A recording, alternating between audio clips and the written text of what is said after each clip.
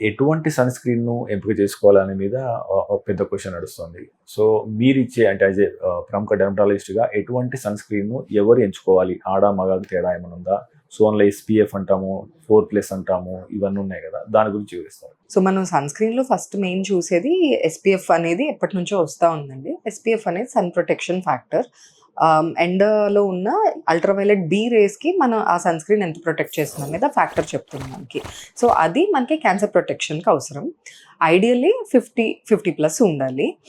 Especially సమ్మర్‌లో. వేరైజ్ ఈ 4+ science అనేవి అల్ట్రావైలెట్ ఏ ఫ్యాక్టర్ నుంచి ప్రొటెక్ట్ చేసే దాని మెజర్‌మెంట్ అనమాట. సో, అది మనని ట్యాన్ నుంచి, సన్‌బర్న్ నుంచి కాపాడుతుంది. అది 3-4+ మినిమమ్ ఉండాలి. సో, మనం సన్ స్క్రీన్ ఎంపిక చేసుకునేటప్పుడు ఎస్‌పీఎఫ్, పీఏ ఫ్యాక్టర్ చూసుకోవాలి. తర్వాత దాని బేస్ అంటే అది క్రీమా, లోషనా, జెల్లా ఏంటనేది కూడా మన స్కిన్ టైప్‌ని బట్టి చూసుకోవాలి. సో, బాగా డ్రై స్కిన్ ఉన్నవాళ్ళు క్రీమ్ ఆర్ లోషన్ టైప్ వాడుకోవచ్చు. వేరేస్ కొంచెం oily skin, pimple prone skin ఉన్నవాళ్ళు జెల్ టైప్ సన్ స్క్రీన్ ఎంపిక చేసుకోవచ్చు. అండ్ దాంతో పాటు పింపుల్స్ వచ్చే తత్వం ఉంటే నాన్ కొమెడోజెనిక్ సన్ స్క్రీన్సే తీసుకోవాలండి. కొన్ని సన్ స్క్రీన్స్ పెట్టుకుంటే క్లాగ్ చేయడం, పింపుల్స్ ఎక్కువ రావడం ఉంటాయి. సో, అలా కాకుండా నాన్ కొమెడోజెనిక్ సన్ స్క్రీన్స్ తీసుకోవాలి.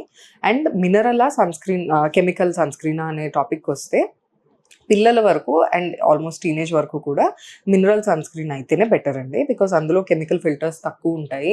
బాడీలోకి అబ్జార్ప్షన్ తక్కువ ఉంటుంది.